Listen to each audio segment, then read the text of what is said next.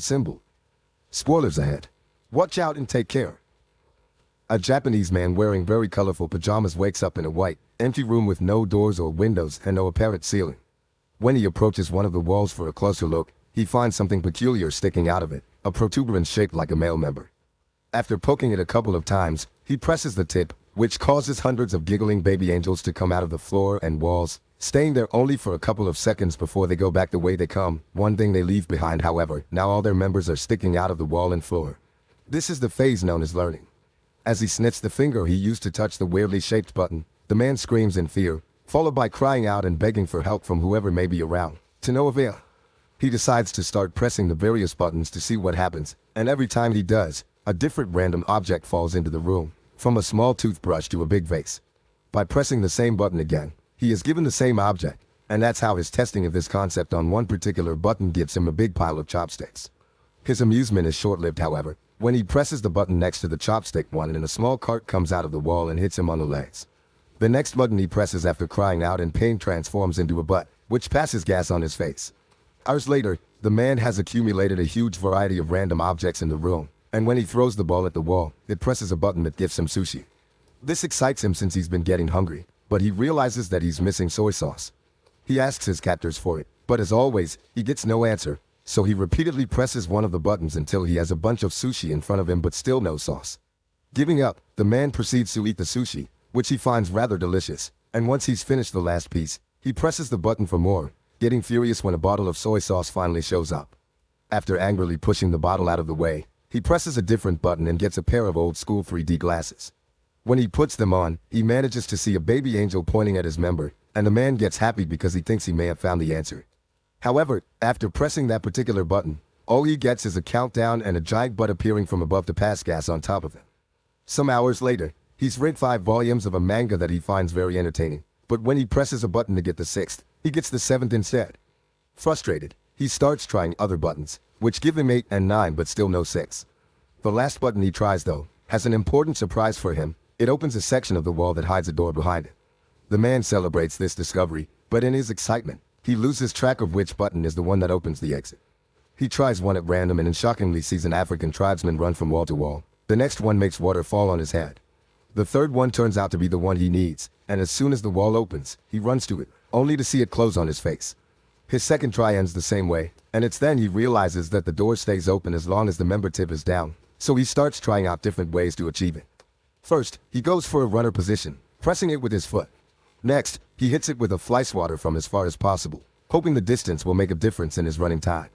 None of these work, and neither do pulling it with a jumping rope or hitting it with the air sent by a fan. His following plan is to get on the cart and push it after pressing the button, but after a few tries, he comes to accept he simply can't control it.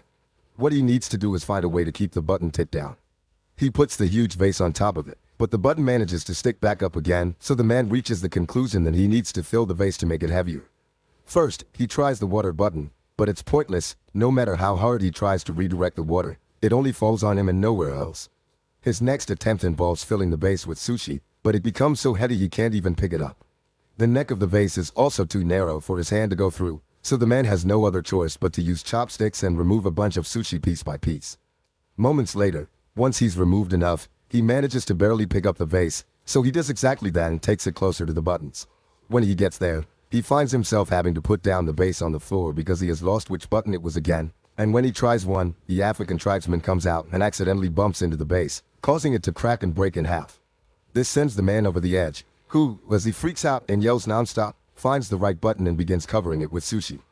This, of course, doesn't work either, and the little member pops up among the rice. Then the man tries covering the button with tape, followed by tape plus a steel plate, but nothing works.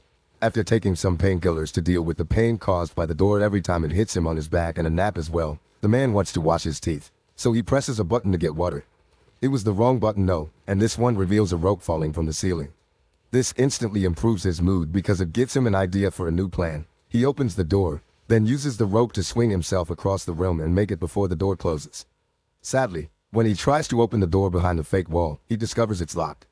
He returns to the room just in time before the door closes, although it manages to hit him on his way out anyway, and in frustration, he kicks the wall, activating one of the buttons and revealing the key floating in the middle of the room. Like it happens with the door though, it goes away when the button perks out again, So the man must find a way to keep both the key in the room and the door open. First, however, he needs to find the button again, because he got distracted and lost it.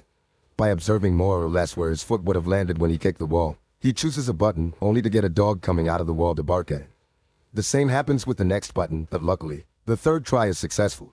While keeping his eyes and a pointing hand at the button, the man walks backward and grabs a piece of sushi fish that he takes back to the wall to mark the right button with. When he presses it, however, the dog comes out again. This time he finds the button faster and proceeds with his plan. He makes the rope appear and swings on it to reach the different buttons, but it is still enough.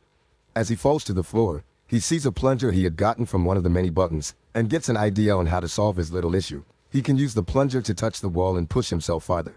After one failed attempt, the plan goes smoothly, and the combination of swinging on the rope and pushing himself with the plunger allows him to press the button key, grab the key, press the door button, and reach the door before it closes.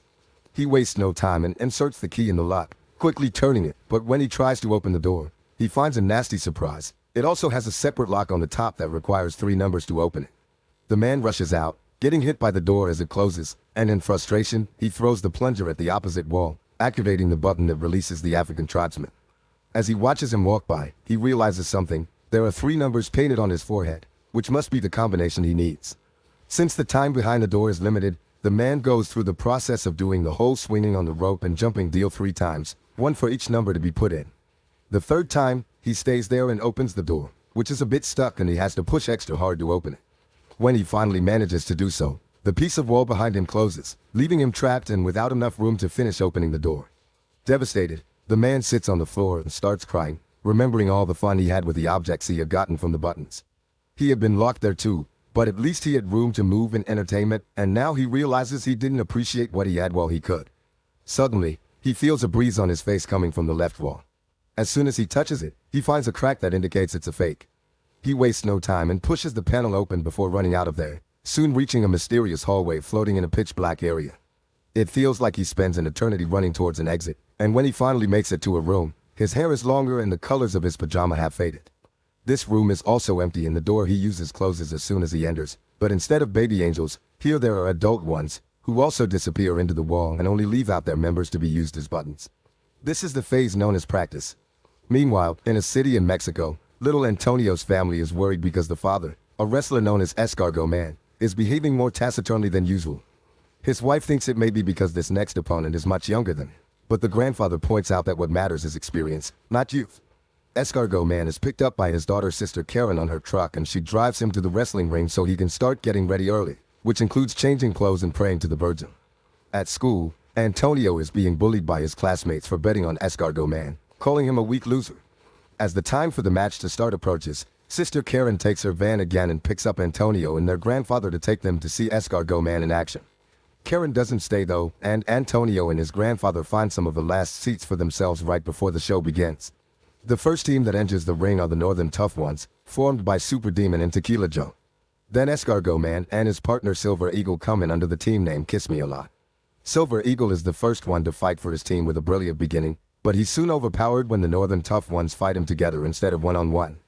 They keep gesturing at Escargot Man, asking him to join the fight, but he refuses to do so until Silver Eagle pulls a trick to make Super Demon and Tequila Joe hit each other, allowing him to escape. Escargot Man is quickly overpowered as well. But just when his opponent is about to hit him with a chair, the man in the mysterious room presses a member button and causes Escargot Man to magically extend his neck and knock out both opponents with a hit of his head.